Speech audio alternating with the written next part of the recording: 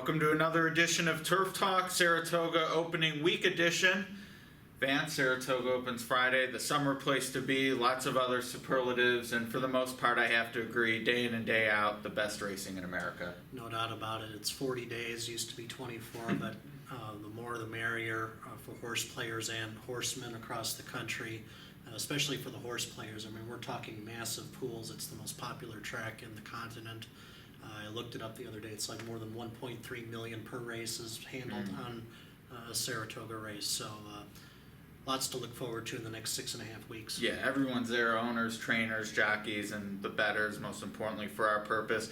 We plan to have a lot of fun with it. The Caveman is back. He tackled Del Mar last week. We're going to try our luck at Saratoga this week, so big money up for grabs at Twinspires. Big money up for grabs in the purses. I mean, really, any metric you look at Saratoga, day in and day out, it is the king or queen when it comes to American racing. And with so much to look forward to, hard to really pinpoint down to one or two things, but you know, we all have our favorite Derby traditions, we all have our favorite types of races to handicap. When it comes to Saratoga, where's your sweet spot? I think the grass racing, they're so plentiful, and they got 2 courses up there at Saratoga, so you're talking, you know, 5-6 turf races a day, sometimes. Right. At the mercy of the weather, though. At the mercy of the weather, although it's been relatively dry there the last couple of summers, so let's knock on wood, hope for good weather, just like they had at Belmont this past spring. Yeah, and Sarah, so you mentioned the grass races, and the 2-year-old program, very celebrated in Saratoga.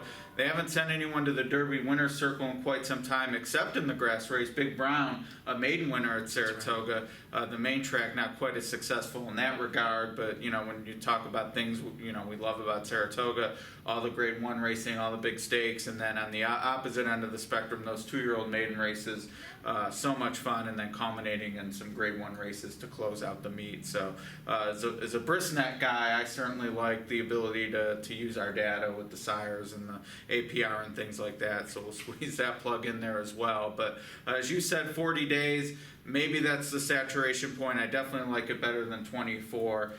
You know, I don't think anyone's missing Belmont as great as it is this time of year. Really happy that Saratoga's back. Absolutely. Yeah, I maybe it might be a week longer than I probably would prefer. You know, it goes to Labor Day now, and the crowds have already gone away, people heading back to the city, but like you said, it's still better than the product Belmont Park used to offer on Labor Day weekend. And it's also good that the Woodward Stakes is on Labor Day weekend too. The older male division really comes to the forefront at Saratoga with that and the Whitney early in the meet. And, you know, 2 major races for older horses to find their way through and go to the top of the division. Yeah, I'm glad you mentioned the Woodward. I mean, that definitely comes to mind for me. It tells you how brand conscious players are, and we've seen this in a more calendar term with Gulfstream. Certainly a much more popular signal than what populated South Florida over the summers in the past. But the Woodward's a great example. I mean, you had St. Liam and Gosapper absolutely throwing down back in 04, and you know that race really kind of ignored in the pantheon of great races this century. Had that been at Saratoga, I don't have any doubt that probably be talked about as the best race that many people had ever seen. But, you know, it got lost at Belmont. You and I saw it, not many others. And Saratoga just adds another element in terms of fan participation. Yes, and the one downside of having the Woodward at Saratoga, it's only a week after the Travers now. The Woodward is no longer the first, like, major weight-for-age clash between older horses and 3-year-olds. You know, unless you're Rachel Alexandra. Pardon? Unless you're Rachel Alexandra. Yeah, exactly. I forgot about her. But no, an exception. Certainly. Exception to that rule.